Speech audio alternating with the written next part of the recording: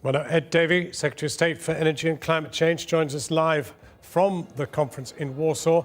Ed Davey, it's grim, isn't it? If you look at the top 10 polluters, only one, Germany, is really seriously doing anything about limiting emissions. International discussions like this are really descending into farce, aren't they? I couldn't disagree with you more. There's a lot of optimism here, and there's two very good reasons, and they're called the United States of America and China. With President Obama making climate change a key part of his second term, with his Secretary of State Kerry, who's been one of the big champions in America of action on climate change. We're seeing the United States in a much more positive position, taking real action at home, being a leader at the climate change talks, which frankly hasn't happened in this level before. And in China, we've got the new Chinese leadership coming to power in December last year, talking about building an ecological civilization, investing now more renewables than any other country in the world, talking about capping the coal power stations because of the air pollution that's causing in their big cities.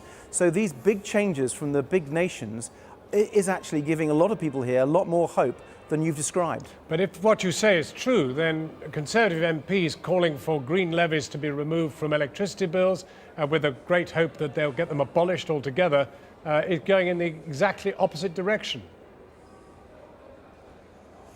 John, you shouldn't believe all you read in the papers. We're absolutely clear that the support for renewables and for low carbon will continue, and it's because it's been so successful. We've seen £31 billion of investment in the low carbon electricity infrastructure since 2010. That's a massive increase. We've now nearly doubled the amount of electricity coming from renewable sources. It's nearly at 16%.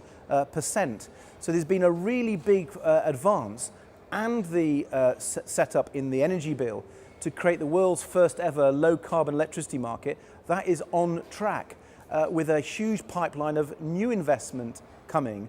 Only this year we've consented 7 new big low carbon plants with an investment that's going to come of 20 billion.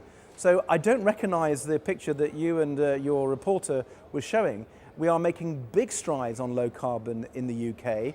About time too. The last Labour government didn't do anywhere near enough. And with Liberal Democrats working with our coalition colleagues, we're making real progress. OK, well, there's the grand scenario. So let's get tight. Let's look at coal in our country. And a brief answer to this, are we going to close the loophole that allows coal-fired power stations to go on pumping carbon emissions out into the atmosphere? Well, our projections in DEC suggest that there'll be no coal power stations by the end of the next decade. Let me ask you another one then. George Osborne says we're not going to save the planet by putting our country out of business. And that is, I think, what he suspects the Lib Dems want to do. Well, I agree with the Chancellor on that. It's absolutely vital that we ensure that there is a level playing field, that every country is treated fairly.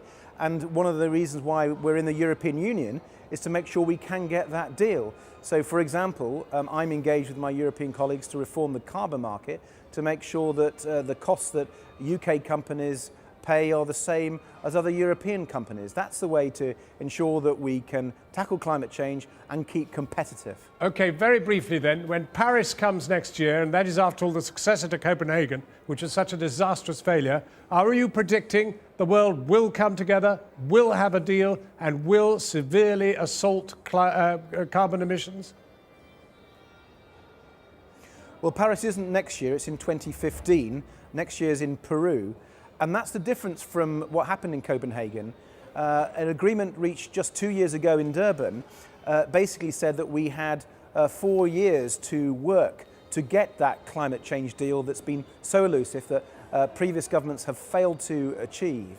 And I think the work we're doing in Warsaw, the work we'll do next year in Peru, will enable us to go to Paris in 2015 and get that deal. And that's because of the changed positions in Washington and in Beijing and elsewhere. I'm very optimistic. Secretary of State, thank you very much indeed for talking with us.